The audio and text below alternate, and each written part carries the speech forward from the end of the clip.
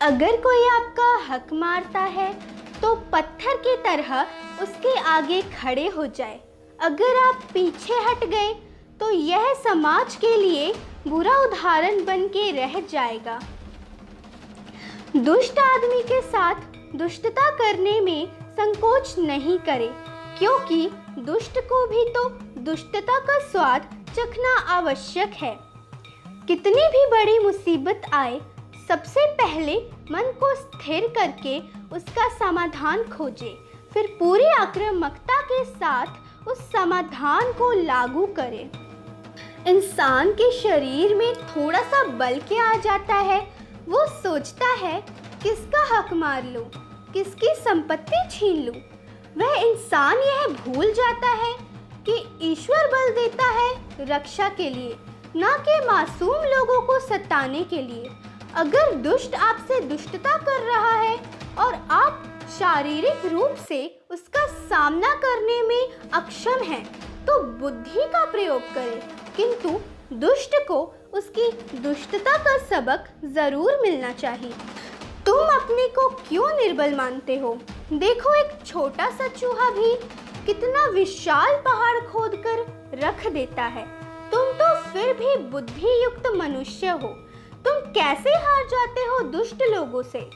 हटाओ अपने अंदर के इस मानसिक दुर्बलता को, जगाओ अपना आत्मबल जो कहीं सो रही है। तुम्हारे अंदर ही सारा बल है, सारा ज्ञान है, परंतु तुम देखना ही नहीं चाहते। आंखें बंद कर रखी है, बस देखने भर की देर है। तुम ही दुर्गा हो, तुम ही काली हो। अपने आप को छोटा मानना ही सबसे बड़ा पाप है। तुम छोटे नहीं, छोटी तुम्हारी सोच है। सोच बड़ी करो, तुम अपने आप ही बड़े हो जाओगे। सकारात्मक सोचे, नकारात्मकता को जीवन से निकाल कर फेंक दे। चिंता करना छोड़ दे, क्योंकि चिंता ही चिता है, और तुम्हें चिता की नहीं अपितु अपने आप को चीता बनाना है। लक्ष्य का संधान करो और उसको झपट लो। जो चीता होता है वही सबका चहेता होता है। सीधे आदमी का मुंह तो कुत्ता भी चाट लेता है। इसलिए इतना सीधा भी न बनो कि लोग आपको साध ले। असाध्य बनो, जिसको कोई न साध सके केवल तुम्हारे सिवा। जो वीर होता है उसी की जय होती है। कायरों ने कभी इतिहास नहीं रचा। कोई आपके गाल पे थप्पड़ मारे तो अविलंब उसका मुंह तोड़ दे। इससे उसको तुरंत परम ज्ञान प्राप्त हो जाएगा, क्योंकि प्रेम की भाषा वही समझता है जिसके अंदर प्रेम हो, और जिसके अंदर प्रेम है वो किसी को अकारण थप्पड़ नहीं मारेगा। कोई आपके लिए मुसीबत खड़ी करता है तो आप उसकी खटिया खड़ी कर दो। जिस प्रकार श्वान को घी हजम नहीं होता, उसी प्रकार दुष्ट आदमी को प्रेम हजम नहीं होता। इसलिए दुष्ट आदमी से प्रेम का व्यवहार न रखें, क्योंकि वो प्रेम के बदले दुष्टता ही देगा। क्योंकि प्रेम वो दे ही नहीं सकता। अरे, प्रेम ही तो नहीं है उसमें, तभी तो वो दुष्ट है। दुष्ट आदमी लात का भूत होता है, बात का नहीं। जिस व्यक्ति को लात में ही तृप्ति मिलती हो, उससे बात करके समय व्यर्थ न करें। अगर आपको अकेला रहना आ गया तो आपको सफल होने से कोई नहीं रोक सकता। धीरज रखो, परिश्रम करते रहो, वक्त तुम्हारा भी अच्छा आएगा। जब तक आपको सफलता न मिल जाए, तब तक काली माँ की तरह दुष्टों का पूरे जोश के साथ सामना करते रहो। दुष्ट जरूर हारेगा, क्योंकि उसके पास नैतिक बल नहीं है। कर्म वही करो जिसमें सबका भला हो और आपका भी भला हो। आपकी नीयत साफ होनी चाहिए, सफलता ईश्वर देगा। अपने आप को निर्मल बनाओ, बच्चे बन जाओ, और सफलता के लिए बच्चों जैसे जिद्दी बन जाओ। इतने जिद्दी बन जाओ कि ईश्वर अर्थात परम पिता के आगे जिद पूरा करने के अतिरिक्त कोई विकल्प ही ना हो। हमेशा फूलों की तरह खिले रहो, क्योंकि मुरझा गए तो दुनिया आपको पैरों तले कुचल देगी। अपने अंदर इतना प्रेम जागृत करो कि वह प्रेम तरंगित होकर औरों में भी बहने लगे। समय पर भोजन करो, समय पर सो जाओ और हमेशा जागते रहो। आपके अंदर जागरण की प्रक्रिया निरंतर चलती रहनी चाहिए, खाते वक्त भी और सोते वक्त भी। मंत्री अपना क्रोध बड़े अधिकारी पे, बड़ा अधिकारी छोटे अधिकारी पे, छोटा अधिकारी चपरासी पे, चपरासी अपनी पत्नी पे, पत्नी बच्चे पे, बच्चा खिलौने पे निकालता है। जिस तरह क्रोध का पत्थर बंटता चला जाता है, उसी तरह प्रेम का प्रसाद भी बंटता जाता है।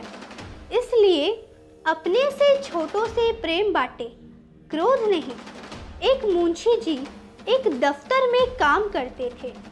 उनका मालिक स्वभाव से बड़ा क्रोधी व्यक्ति था। वह दिन भर मुंशी साहब को खरी खोटी सुनाता रहता था। अब इंसान अपने से ताकतवर पे तो क्रोध प्रकट कर नहीं सकता था। मुंशी जी मालिक का क्रोध एकत्रित करके बहुत ही आदर के साथ पत्नी पे उधेल देते। इस तरह उनका पारिवारिक जीवन भी अस्त व्यस्त होने लगा। यह सब देखकर मुंशी जी भी चिंतित रहने लगे, किंतु कर भी क्या सकते थे। न मालिक बदल सकता था और न ही मुंशी जी। अरे इंसान को जो मिलेगा वही तो बांटेगा। मुंशी जी को क्रोध मिलता था, वो वही लाकर बांट देते थे। एक दिन एक सज्जन उनके घर पे आए। उन्होंने मुंशी जी से पूछा, क्या बात हुई, बच्चे बीवी भी छोड़कर चले गए। मुंशी जी ने उनको सारा वृत्तांत सुनाया। उन सज्जन ने उनको एक उपाय बताया। मुंशी जी वो उपाय करने लगी और उसका असर एकदम से दिखने लगा। अब तो मालिक भी सोचने लगा कि क्या बात है, मैं कुछ भी इसको बोलता हूँ, यह मुस्कुरा के ही उत्तर देता है। मालिक को मुंशी पे शक हुआ।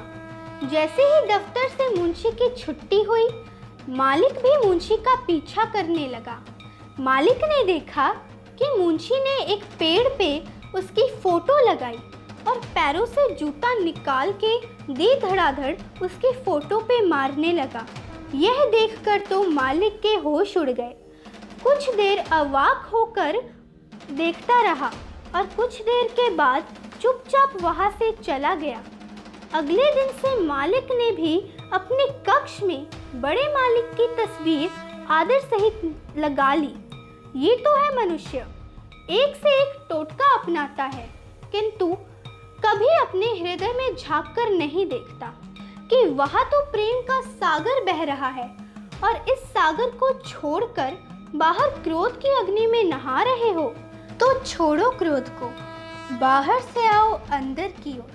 दीप्तिमान करो अपने हृदय में प्रेम की ज्योत को और प्रेम हो जाओ। क्यों डरते हो कि प्रेम के सागर में डूब जाओगे? अरे डूबना ही तो मुक्ति है, डूब के ही तो मुक्त होगे। तो छोड़ दो सब संसारिक बंधनों को, आओ प्रेम के आकाश में पंख फैला के उड़ो, पूरा आकाश तुम्हारा है। अगर आप ऐसे ही ज्ञानवर्धक और प्रेम युक्त माता के वचनों को सुनना पसंद करते हैं तो हमारे इस चैनल को सब्सक्राइब करें और ज़्यादा से ज़्यादा लाइक और शेयर करें। जय माता दी। बोल साचे दरबार की तेरी सदा ही जय।